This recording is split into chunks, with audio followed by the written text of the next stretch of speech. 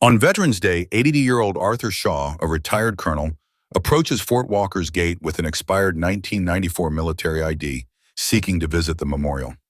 Dismissed and mocked by young Lieutenant Miller and Sergeant Lopez, Shaw remains silent, his dignity unshaken. As he turns to leave, Private Rick Hernandez, sensing something extraordinary, calls his Pentagon uncle to check Shaw's identity.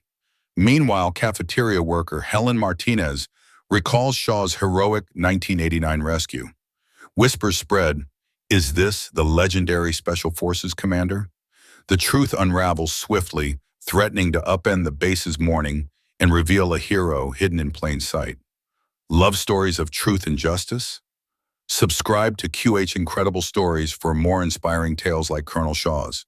Share this video to uplift others and join our community celebrating honor and resilience. Your support keeps these powerful narratives alive. Hit that subscribe button now. On a crisp Veterans Day morning in the Arizona desert, Arthur Shaw, an 80-year-old man with a wiry frame and a posture that refused to bow to time, approached the main gate of Fort Walker. His steps were slow, not from frailty, but from a lifetime of learning that haste rarely yielded better results. Dressed in meticulously pressed khaki pants, a simple blue button-up shirt, and a brown jacket that bore the scars of countless seasons, Shaw carried himself with a quiet dignity. His right hand gripped two precious items: a military ID card, its edges worn soft like the pages of a cherished novel, and a stiff envelope sealed with official government tape. His face, etched with lines that told stories he rarely shared, remained calm, his gray eyes fixed forward with a clarity that belied his age.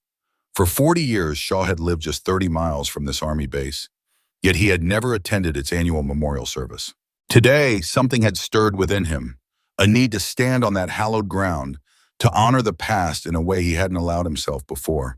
The weight of memory pressed against his chest, not heavy but insistent, like a hand gently urging him forward. At the checkpoint, Shaw's voice was soft but steady as he greeted the young guard. "Good morning. I'd like to visit the memorial site inside the base." His words carried no demand, only a quiet request, as if he were asking for permission to step into a sacred space. Lieutenant Daniel Miller, a 26-year-old officer with sharp features and an air of restless ambition, extended his hand for Shaw's identification. Miller had been at Fort Walker for less than a year, and the monotony of checkpoint duty chafed at his desire for something more significant. He glanced at the ID, his eyes narrowing at its faded text and softened edges. "Sir, this expired in '94, he said, his voice tinged with disbelief. A smirk tugged at his lips as he held up the card, letting it catch the morning light. "You can't seriously think this is still valid." Inside, Miller felt a flicker of amusement, the kind that comes from catching someone in an obvious mistake. He was used to dealing with civilians who didn't understand military protocol, and this old man seemed like just another case of misplaced confidence.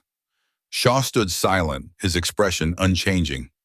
No flicker of anger or embarrassment crossed his face, only a deep, patient weariness that seemed to settle into his bones. He had faced dismissal before, decades of it, in fact, but it never stung less. Each time it was a reminder of how the world moved on, how the sacrifices of his youth were now relics, like the card in Miller's hand. Yet he held his ground, not out of defiance, but because he had learned long ago that silence could speak louder than arguments. His mind drifted briefly to the envelope in his pocket, its contents a mystery even to him, though he suspected it held answers to questions he'd stopped asking years ago. Sergeant Maria Lopez, a broad-shouldered guard with a voice that boomed across the checkpoint, sauntered over, drawn by Miller's tone. "We get this all the time," she said, her words carrying a mix of exasperation and amusement. "People think they can flash some ancient ID or fake credentials and waltz right in." Lopez, built like a linebacker, had a no-nonsense attitude honed by years of dealing with everything from lost tourists to overconfident veterans. She glanced at Shaw, sizing him up, and saw nothing but an old man clinging to a past that no longer mattered. Inside, she felt a twinge of pity, but it was quickly overshadowed by her instinct to maintain order. The base was her domain, and rules were rules. Shaw extended his hand, wordlessly asking for his ID back. Miller, still chuckling, handed it over. his laughter sharp and careless. "Look, if you want to enter a military installation, you need valid identification," he said, his tone slipping into condescension. "You need to be an actual soldier, not just someone with an old card." The words cut deeper than Miller intended, each one a small jab at Shaw's pride. To Miller, it was just another day at the gate, another story to laugh about later. But to Shaw, it was a moment that echoed countless others, times when his service, his sacrifices were reduced to a punchline. Still, he didn't flinch. He had learned to absorb such moments, to let them pass through him like wind through an open window. A small crowd of guards and base personnel had gathered, drawn by Lopez's loud commentary. Some grinned, entertained by the scene, while others shifted uncomfortably, sensing something off but unwilling to step in. Shaw nodded once, a gesture so slight it might have been missed, and slipped the ID and envelope back into his pocket. Without a word, he turned to leave, his movements deliberate, unhurried. There was no defeat in his stride, only purpose, as if he had already decided his next step long before he reached the gate. His heart, though, was heavier than he'd expected. He had come here not for himself, but for the men he'd lost, the ones whose names were carved into the memorial stones inside. To be turned away felt like turning his back on them, and that hurt more than any young officer's mockery. Inside the guard booth, Private Rick Hernandez watched the exchange unfold. Unlike his colleagues, he felt no amusement. At 22, Hernandez was new to the base, still finding his place among the older, more jaded guards. Something about Shaw's quiet dignity stirred him, a sense that this wasn't just another civilian with an outdated ID. Hernandez's gut churned with unease as he watched Shaw walk away, his figure growing smaller against the vast desert horizon. He thought of his own grandfather, a Vietnam vet who rarely spoke of his service but carried it in his eyes. Hernandez wondered what stories Shaw's eyes held, what truths were tucked away in that worn jacket. Minutes later, the phone in the guard booth rang, sharp and insistent. Hernandez picked it up, his heart still unsettled. The voice on the other end was calm but carried an authority that made him stand straighter. "You're dealing with the former commander of Special Forces Bravo team," the voice said, each word measured and final. He didn't know who he was speaking to, and neither did you. The line went dead, leaving Hernandez frozen, the receiver still pressed to his ear. His mind raced, piecing together the weight of what he'd just heard. Shaw wasn't just an old man with an expired ID. He was a legend, someone whose name might be whispered in the halls of Fort Walker's history. Hernandez glanced out the window, but Shaw was already gone, vanished into the desert like a ghost. Rick Hernandez stifled a chuckle, though it escaped as a soft snort.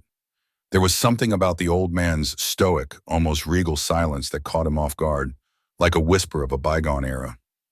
Most folks would have raised their voice, thrown a fit, or at least tried to plead their case when turned away at the gate, but not Arthur Shaw. The elderly man had simply nodded, his weathered face betraying no hint of anger or shame, only a quiet dignity that seemed to hum with unspoken stories. It was the kind of composure that didn't belong in the bustle of a modern military base, where quick tempers and loud explanations were the norm. Rick, barely 6 months into his logistics role after basic training, felt a pang of curiosity mixed with unease. He'd grown up on his father's tales of the old guard, those silent, steely-eyed professionals who'd served through the Cold War and Vietnam, men who carried the weight of their service like an invisible badge. Shaw's demeanor, that unshakable calm, felt like it had stepped right out of one of those stories, stirring something deep in Rick's chest. Was it respect? Suspicion? He couldn't quite pin it down.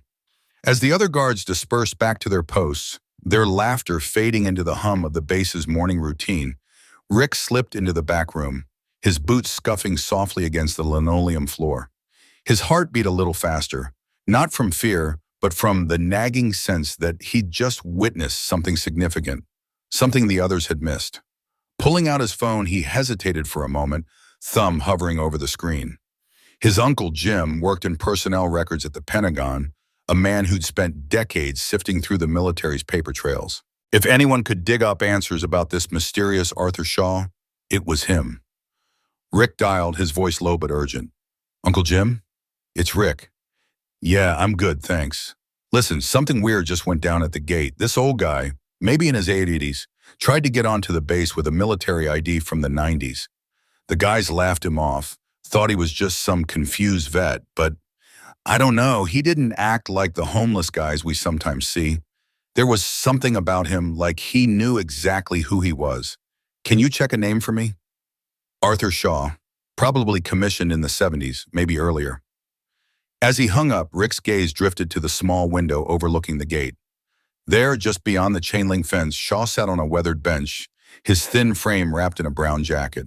He wasn't pacing or muttering like someone lost or desperate. He just sat, patient as stone, as if time itself owed him an explanation. Rick's lips moved softly, repeating a phrase his father used to say, "When everyone turns their back, only conscience remains." The words felt heavier now, like they were meant for this moment. The incident at the gate rippled through the base like a spark in dry grass. By mid-morning, the story had reached the cafeteria, where Helen Martinez, a fixture behind the counter for over 3 decades, overheard the guards chuckling over their coffee. Their voices carried a mix of amusement and dismissal as they described the old-timer with the outdated ID, their words punctuated by the clink of mugs and the hiss of the coffee machine. Helen paused, her hands stilling on her apron, a crease forming between her brows. She'd seen countless faces come and go over the years, but something about their description tugged at a memory buried deep. "What did this man look like?" she asked, her voice steady but tinged with curiosity. One of the guards, a young man with a cocky grin, shrugged. Skinny old guy, probably pushing 80, stood real straight, though, like he was still in uniform. Had this ID from 94, can you believe it? Helen's expression shifted, her eyes narrowing as if trying to pull a face from the fog of memory. Was he wearing a brown jacket? Quiet, didn't argue when you turned him away. The guard nodded, surprised. "Yeah, that's him. You know this guy?" Helen's nod was slow, deliberate, her mind racing back to a day she hadn't thought about in years. "I saw him once, back in '89, she said, her voice softening with the weight of the memory. There was a fire in the weapons depot. Thick smoke, flames everywhere. 3 men were trapped inside and everyone thought they were done for. But this man, he walked right into that inferno, no hesitation, and pulled them out, one by one. I was serving coffee nearby, saw the whole thing, never knew his name, but that face, I'd know it anywhere." The guard's grin faded, replaced by a skeptical squint. "Come on, Helen, that'd make him some kind of hero. Heroes don't get turned away at gates with expired IDs. Helen shrugged, unfazed, her hands returning to wiping the counter. "I'm just telling you what I saw. If you don't believe me, ask Colonel Reynolds. He was one of the men he saved." The story didn't stop there. It spread like wildfire through the base's morning shift, carried by whispers and quick glances. A junior communications officer, overhearing Helen's tale, snapped a grainy photo of Shaw still sitting on that bench outside the gate, his posture unchanged, his eyes fixed on some distant point. The officer uploaded the image to the base's internal messaging system, attaching a caption, "Anyone know this veteran? Turned away at gate, but Helen says he saved lives in the '89 depot fire." The responses came fast, a mix of curiosity and disbelief. One message read, "That looks like the guy in the old photo on Colonel Reynolds' desk." Another, "My dad served in the '70s, swears that could be Arthur Shaw, but he thought Shaw died years ago." A third chimed in, "Wasn't there an Arthur Shaw who got a classified commendation during Vietnam?" Each reply added a layer to the mystery, turning the old man on the bench into something more than a punchline. Back in the logistics office, Rick paced by the staff phone, his stomach twisting with anticipation. The call to his uncle had been a shot in the dark, but the weight of Shaw's presence lingered in his mind, refusing to let go. When the phone rang, sharp and insistent, Rick nearly fumbled it in his haste to answer. His uncle's voice crackled through the line, low and serious, carrying news that would unravel the mystery of Arthur Shaw, or deepen it further. The phone blared, shattering the quiet hum of the security checkpoint. Private Rick Hernandez snatched it up on the first ring, his pulse quickening at the unfamiliar urgency of the call. "Private Hernandez, Security Post Delta," he said, voice steady despite the sudden knot in his stomach. A deep, commanding voice cut through the line, crisp and unmistakable. "This is Colonel James Wexler, Pentagon, Special Operations Historical Division. I need your commanding officer on the line now. Put me on speaker." Rick's heart thudded harder, a mix of adrenaline and unease surging through him. The Pentagon? Calling their dusty little checkpoint? He swiveled in his chair, eyes locking onto Lieutenant Miller across the room. "Sir," he called, his voice cracking slightly. "Pentagon on the line. They're asking for you. Whoa." Lieutenant Daniel Miller, mid-sip of lukewarm coffee, froze. His brow furrowed, confusion flickering in his hazel eyes as he set the mug down with a clink. A call from the Pentagon was rare, unheard of even, for a routine post like theirs. He smoothed his uniform, fingers brushing the creases as if to anchor himself, and strode toward Rick. His mind raced. Had they missed a protocol? Was this a surprise inspection? "Pentagon?" he muttered under his breath, his voice tinged with disbelief. He leaned over the desk, his expression shifting from puzzled to wary. "This is Lieutenant Miller," he said into the receiver, his tone professional but laced with caution. "Lieutenant, Colonel Wexler again," the voice boomed, sharp enough to make Miller flinch. "Put this call on speaker. Now." The order left no room for hesitation. Miller's fingers fumbled for the speaker button, his face tightening with growing concern. What could be so urgent? The room fell silent, the air thick with anticipation as every soldier in the cramped office turned toward the phone. Sergeant Maria Lopez, who'd been slouched against the wall scrolling through her phone, snapped upright, her dark eyes narrowing. Even Private Chen, usually glued to his paperwork, paused mid-pen stroke. Colonel Wexler's voice filled the space, authoritative and heavy with purpose. "The man you just turned away at your gate is retired Colonel Arthur E. Shaw, former commander of Special Forces Bravo Team, 1971 to 1979. His security clearance remains active under General Order 177A, despite that expired ID." The words hit like a shockwave. Miller's face drained of color, his jaw tightening as his mind scrambled to process the revelation. Colonel Shaw? The name sparked a vague memory from his academy days, a whispered legend among instructors. But the details were hazy. He glanced at Lopez, who stood rigid, her casual demeanor replaced by wide-eyed shock. Rick's mouth went dry, his earlier dismissal of the stooped, gray-haired man at the gate now burning in his chest. They'd laughed, actually laughed, when Shaw presented that faded ID, its edges worn and photo barely legible. How could they have known? Miller's voice trembled as he forced out a response. "Sir, we had no idea." "Clearly," Wexler snapped, his tone icy. "Colonel Shaw is here for the annual memorial service, which he has every right to attend. That man commanded the most successful extraction unit in Vietnam and led the Cambodia prisoner rescue mission in 1970. A collective gasp rippled through the room. The Cambodia mission was the stuff of legend, a tale passed down in hushed tones among soldiers. 28 American POWs freed from a heavily guarded camp deep in hostile territory without a single loss on the rescue team. The details were classified, but the story had taken on mythic proportions. Rick's mind reeled, picturing the frail man outside, his quiet dignity masking a past of unimaginable courage. Lopez's hands clenched at her sides, her earlier smirk at Shaw's old-timer appearance now a bitter regret. Wexler's voice pressed on, relentless. "A vehicle is already en route to your location. I suggest you extend every courtesy to Colonel Shaw until it arrived." As if scripted, the low rumble of an engine cut through the tense silence. Rick darted to the window, peering out as a black military SUV rolled up to the gate, its tires crunching gravel. 3 senior officers climbed out, their movements swift and purposeful. The lead officer, a full colonel with a chest full of combat ribbons, strode toward the checkpoint with an air of command that made Rick's spine straighten instinctively. "I'm Colonel Harris," he announced, his voice carrying the weight of years in the field. "Where is Arthur Shaw?" Miller, still pale, pointed wordlessly to the bench outside where Shaw sat, his weathered hands resting on his knees. Harris nodded curtly and marched toward the bench, the other officers in tow. Rick pressed closer to the window, his breath fogging the glass. He watched, heart in his throat, as Harris approached Shaw and snapped a crisp salute, his posture radiating respect. Shaw rose slowly, his movements stiff but deliberate, and returned the salute with equal precision. Rick couldn't hear their words, but the gravity of the moment was palpable. Shaw's lined face softened slightly, a flicker of pride in his tired eyes as he reached into his coat pocket and handed Harris a small envelope.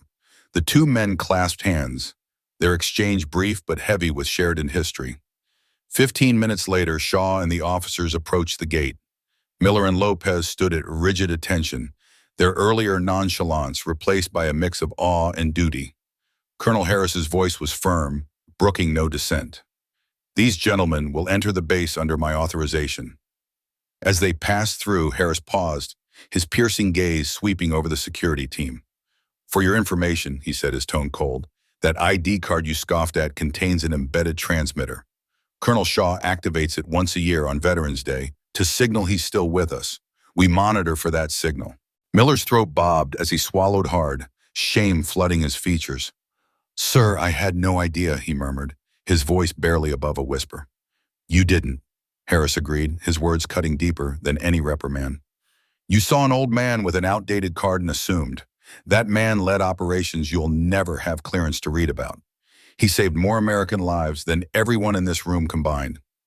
The weight of those words hung in the air, silencing the team as Harris and Shaw moved on. Rick turned to Miller, his voice low, almost reverent. "Sir, what just happened?" Miller ran a hand over his hair, his expression haunted. "We misjudged," he said simply, his voice thick with regret. "And we misjudged a hero." The sting of regret gnawed at Lopez as he stood frozen, his eyes locked on the weathered face of the man they'd just turned away. His stomach churned with a mix of shame and disbelief, as if he'd just committed some unforgivable sin. "We insulted a living legend," he muttered under his breath, shaking his head so hard it felt like it might rattle loose. The words tasted bitter, like ash. The old man they'd dismissed at the gate wasn't just any retiree. He was Colonel Arthur Shaw, a name that carried the weight of history. Lopez's mind raced, picturing the Cambodia rescue mission, a feat so daring it felt like something out of a movie. Yelling at Shaw was like spitting in the face of Rambo himself. The thought made his chest tighten, his pulse hammering in his ears as he replayed the encounter, wishing he could rewind time. Rick, standing nearby, felt the same sickening dread settle into his bones. His hands trembled slightly as he stuffed them into his pockets, trying to hide his unease. He'd been so quick to judge, so sure the old man was just another civilian with no business at Fort Walker. Now the truth hit him like a freight train, leaving him reeling. When his uncle called later that morning, the older man's voice was taut with a mix of concern and quiet outrage. "Do you have any idea who that was?" he asked, the words sharp enough to cut. Rick swallowed hard, his throat dry as he braced for the answer. "Arthur Shaw isn't just some retired colonel. After Vietnam, he led the most classified extraction unit in military history.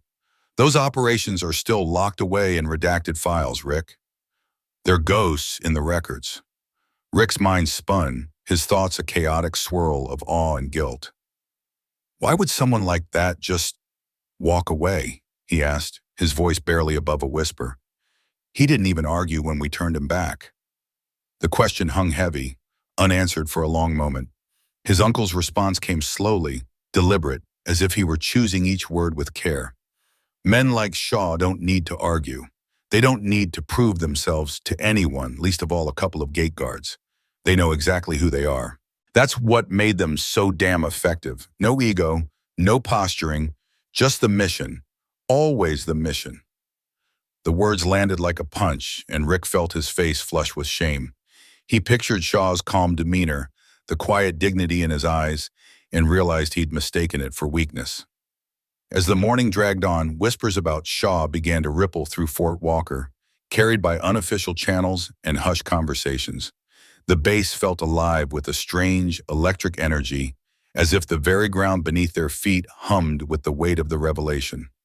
Lopez, still shaken, overheard snippets from older soldiers, tales of Shaw's quiet life in a small Arizona town, where he'd retreated after retirement.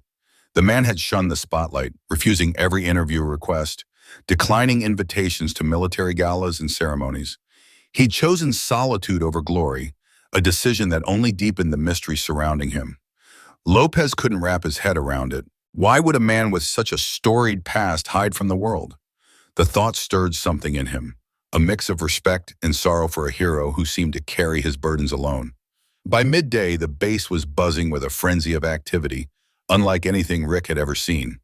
The base commander, a stern man rarely rattled, had issued an emergency protocol, his voice crackling over the internal comms with uncharacteristic urgency. "Prepare an honor reception for Colonel Arthur Shaw," he ordered, and the words sent a jolt through every soldier on base. Rick's heart raced as he joined the ranks, his boots pounding the pavement as he hurried to his assigned post. Soldiers who'd been idly checking equipment or running drills now scrambled to assemble along the main thoroughfare, their faces a mix of determination and disbelief.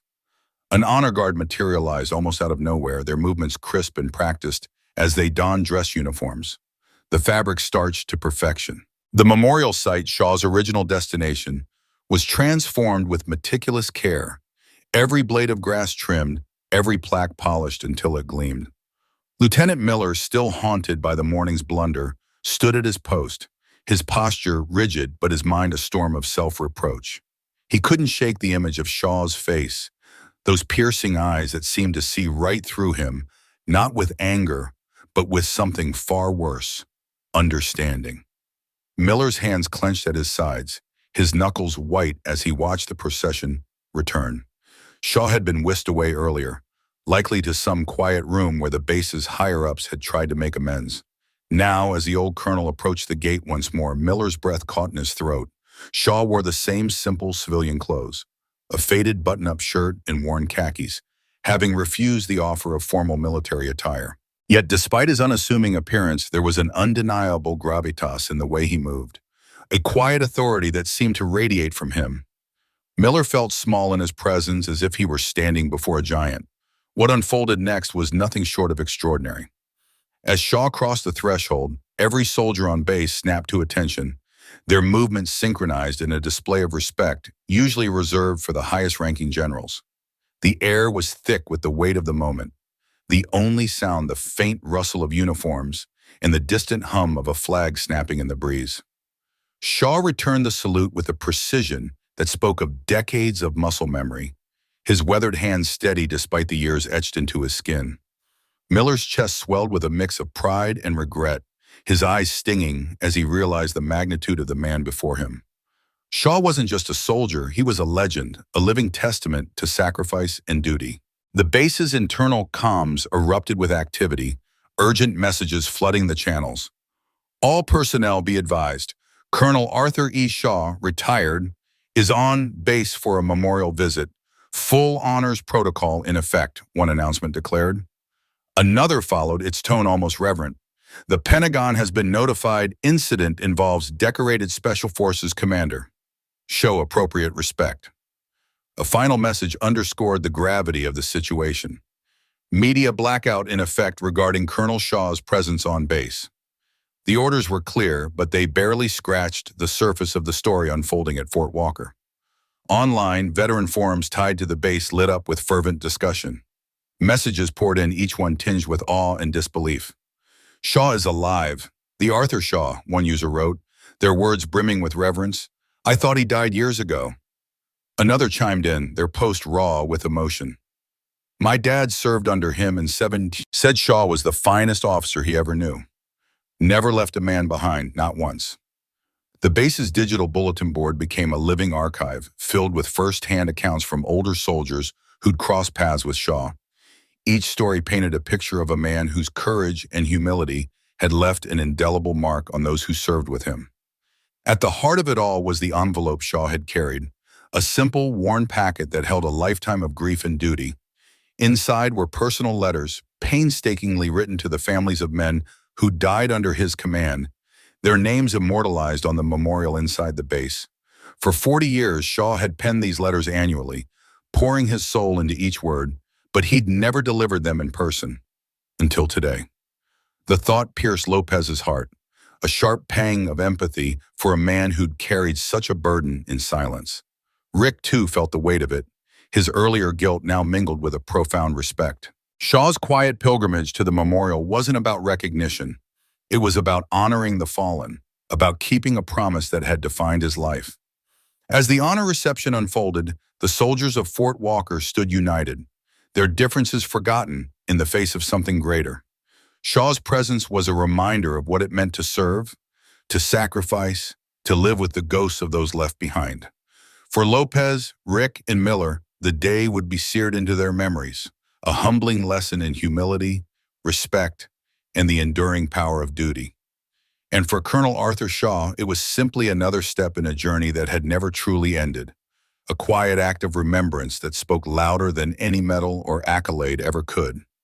In the sweltering heat of a Vietnamese jungle, I served as a radio operator under Colonel Arthur Shaw's command, a memory etched into my soul like a scar that never fades.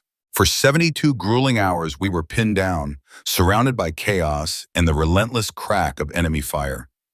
My hands trembled as I worked the radio, my heart pounding with the weight of every message I relayed, knowing lives hung on my precision. Shaw, though, was a pillar of unshakable resolve. He never closed his eyes, not even for a moment's rest, his focus razor-sharp as he coordinated our survival. His voice, steady and calm, cut through the panic like a beacon, guiding us through the darkness. He didn't complain, didn't falter, just kept us alive until the choppers finally broke through the haze to pull us out. In 19 when they tried to pin a silver star on him, Shaw turned it down without hesitation. I can still hear his low, gravelly voice saying the mission itself was reward enough. His eyes distant but resolute, as if medals were nothing compared to the lives he'd saved. In all my years, I've never met anyone who embodied the warrior ethos like Arthur Shaw. His quiet strength, his unwavering commitment to duty, set him apart in a way no one else could ever match. Lieutenant Daniel Miller, a young officer with a rigid adherence to protocol, found himself unraveling under the weight of his own actions. Earlier that morning, he'd been relieved from his post at the base's gate after a heated exchange with Colonel Shaw. The encounter had left him shaken, his chest tight with shame as he replayed his words, sharp, judgmental, and utterly misplaced. Driven by a gnawing need to make amends, Miller sought out Shaw, his boots scuffing the ground as he approached the memorial wall. The wall, etched with names from operations in Southeast Asia, stood as a solemn reminder of sacrifice.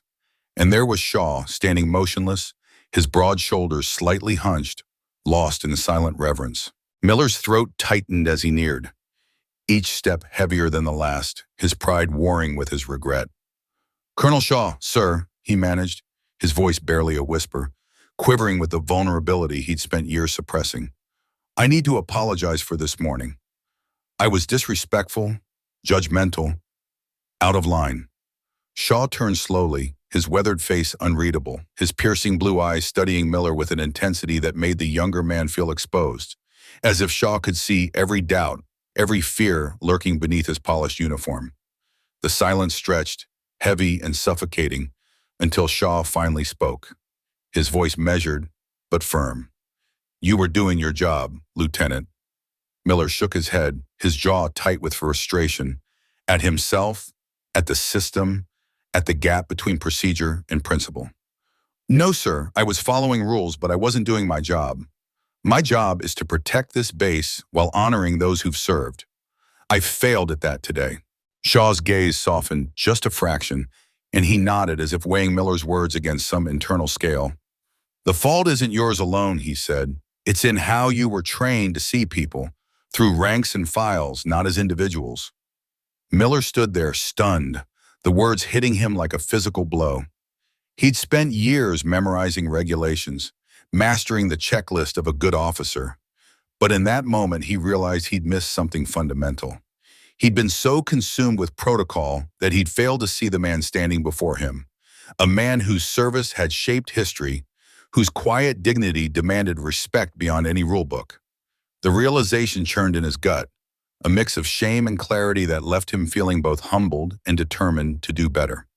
By early afternoon, the base was abuzz with an energy that felt almost electric. The base commander, a two-star general named Hargrove, had caught wind of Shaw's presence and flown in specifically to honor him. He'd organized an impromptu gathering in the main auditorium, a cavernous space now packed with over 200 personnel, mostly young recruits, their faces a mix of curiosity and apprehension, many of whom had never heard of Arthur Shaw until that day. Senior officers lined the walls, their postures stiff with respect, their eyes fixed on the stage.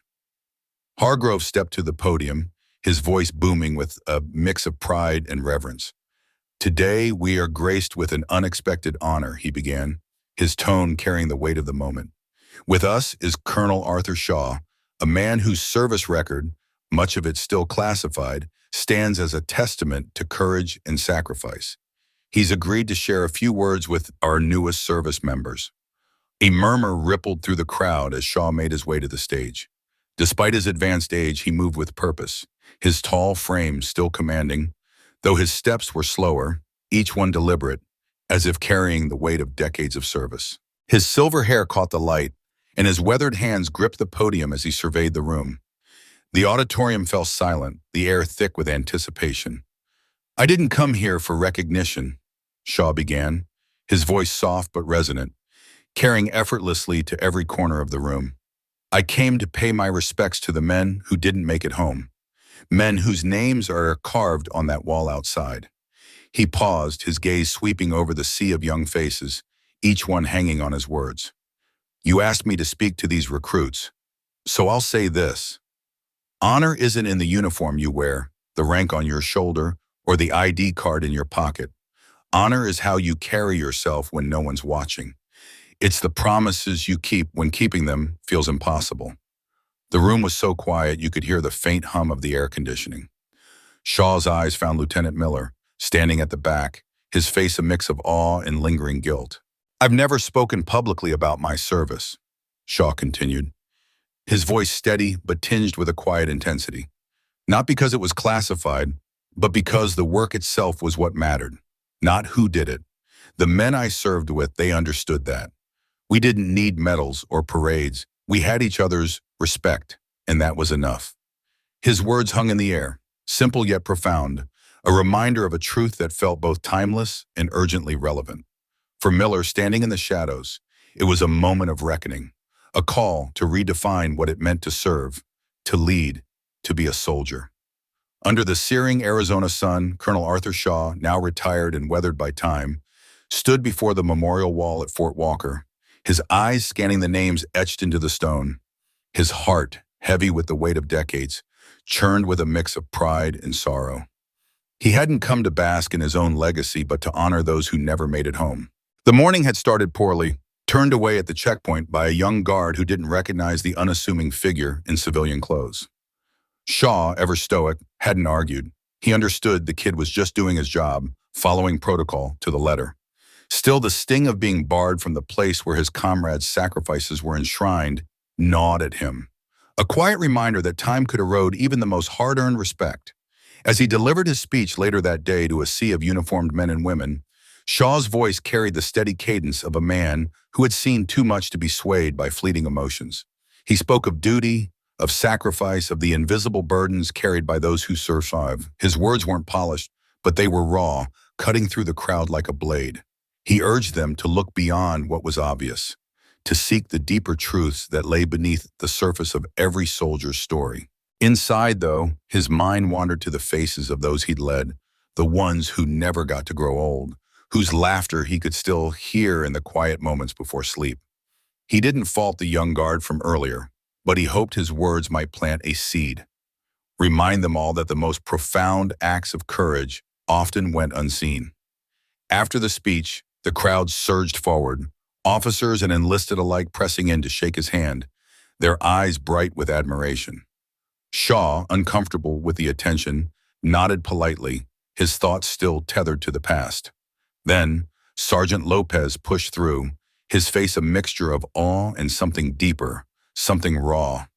The young man's hands trembled slightly as he spoke, his voice thick with emotion. "Sir, my father was at Cam Ranh Bay in '72. He always said a colonel named Shaw saved his unit, got them extracted under fire. Was that you?" The question hit Shaw like a gust of wind, stirring memories he'd long tried to keep at bay. For a moment he studied Lopez's face, searching for traces of the man he'd known decades ago. "What was your father's name, son?" he asked, his tone soft but steady. "Carlos Lopez, sir, 5th Infantry." Shaw's mind flashed to that chaotic night. tracer rounds lighting up the sky, the weight of decisions that meant life or death. He nodded slowly, his throat tightening. I remember the operation. Your father was brave. He carried 2 wounded men to the extraction point, refused to leave them behind. Lopez's eyes widened, a mix of pride and disbelief washing over him. He never told me that, he murmured, his voice cracking. Shaw offered a small, knowing smile. The brave ones rarely do. Inside, Shaw felt a flicker of warmth, a rare moment of connection to a past he usually kept locked away. For Lopez, it was a revelation, a piece of his father's story he'd never known, now illuminated by the man who'd witnessed it. As the day wore on, an unexpected gesture took shape. Lieutenant Miller, the officer in charge of base security, had been wrestling with guilt since the morning's mistake at the checkpoint. The image of Shaw, a decorated hero, turned away like a stranger, had lodged itself in his mind, a quiet rebuke of his own oversight. After hushed discussions with his superiors, Miller made a decision. He ordered a small bronze plaque to be crafted, one that would mark the checkpoint as Shaw Gate in honor of the colonel's quiet valor. It was a small act, but to Miller it felt like a way to right a wrong, to ensure that Shaw's legacy would endure in a place where he'd been briefly forgotten. The decision brought Miller a sense of relief, a hope that this gesture might convey the respect he hadn't shown at dawn. By late afternoon, as Shaw prepared to leave Fort Walker, a senior intelligence officer approached, his demeanor grave yet respectful. The officer had flown in from Washington, and his words carried weight. "Colonel, there's something you need to know," he said, his voice low, almost conspiratorial. "Those letters you've been writing to the families of your men, they've been delivered. Every single one." Shaw froze, his weathered face betraying a rare flash of surprise. For decades, he had penned those letters annually, each one a private ritual of remorse and remembrance. He wrote to the families of the soldiers who died under his command, pouring out his grief, his guilt, his respect for their sacrifice. He'd never mailed them, believing they were for his own heart, a way to carry the weight of his losses. To hear that they'd reached their destinations shook him to his core. "How?" he asked, his voice barely above a whisper. The officer explained. Shaw's name had been flagged in a monitoring system years ago, a routine check on retired officers of his stature. During those checks, they'd found the letters, meticulously addressed but never sent.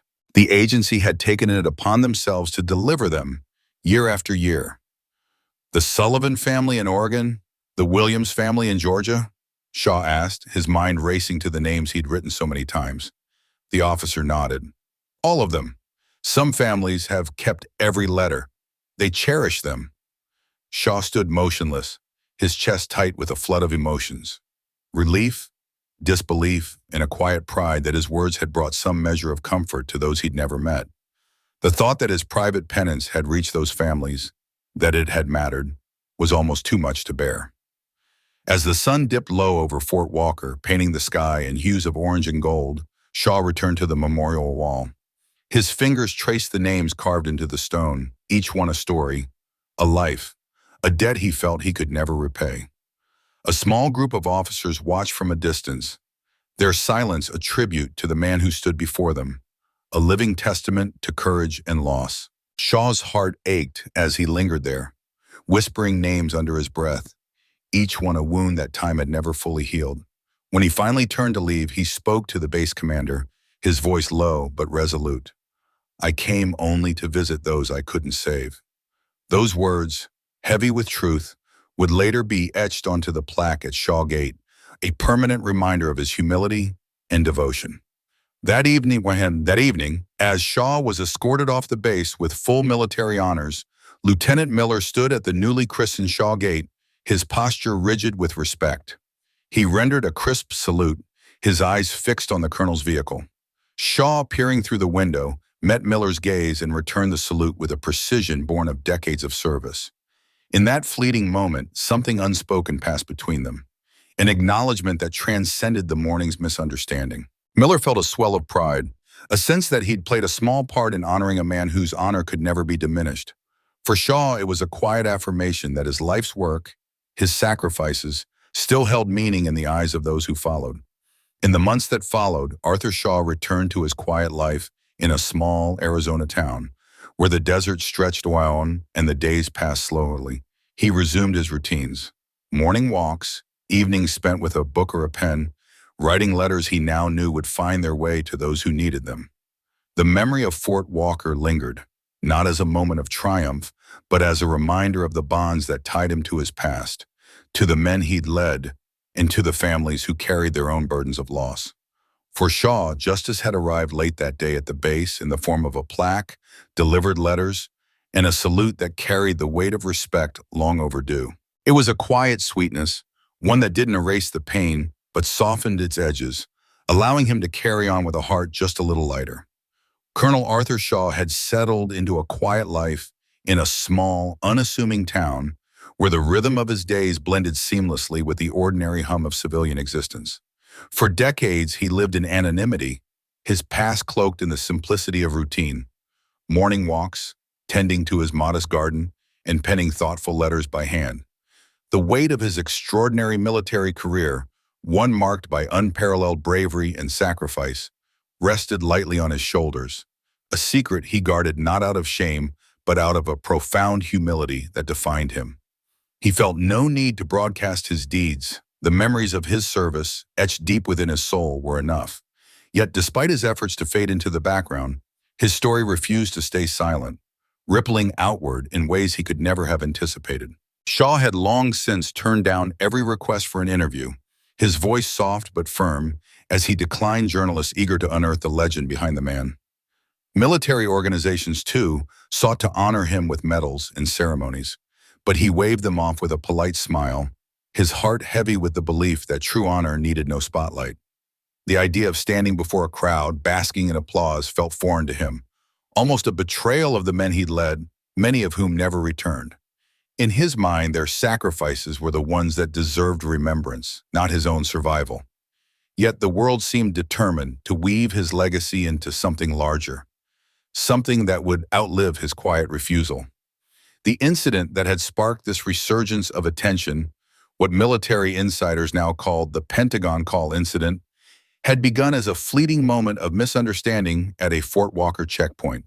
Shaw, then in his late 70s, had presented an expired military ID, its edges worn and faded, to a young private named Rick Hernandez. Hernandez, fresh-faced and rigid with protocol, had dismissed the card with a glance, his training urging him to prioritize rules over instinct. Shaw's weathered face, lined with the trials of countless missions, held no sway in that moment.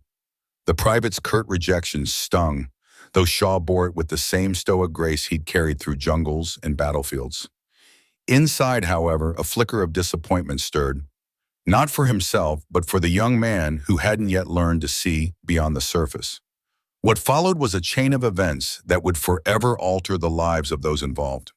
Hernandez's call to his superior, Lieutenant Miller, set off a verification process that reached the Pentagon itself, where Shaw's name triggered a cascade of awe and urgency. The revelation of his identity, that this unassuming retiree was one of the most decorated special operations commanders in modern history, left the checkpoint personnel stunned.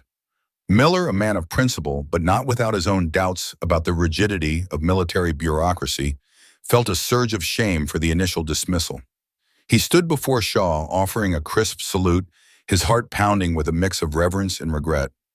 Shaw, ever humble, returned a nod, his eyes conveying forgiveness before words could be spoken. In that moment, Miller vowed to make amends, not just for the oversight, but for the deeper lesson it revealed. The incident became a cornerstone of military education, a case study taught at officer training schools nationwide. Without ever naming Shaw, at his insistence, instructors used the scenario to illustrate the difference between blind adherence to protocol and the discernment required of true leadership. Cadets grappled with the question, how do you recognize honor when it stands before you, cloaked in humility? For Miller, the lesson was personal. He carried it like a weight, a reminder of the day he'd nearly failed to see the hero in front of him. To honor Shaw's request, he oversaw the installation of a bronze plaque at the checkpoint. Its inscription, simple yet profound: honor endures long after credentials expire. Each time Miller passed it, he felt a quiet pride, tempered by the memory of his own misstep.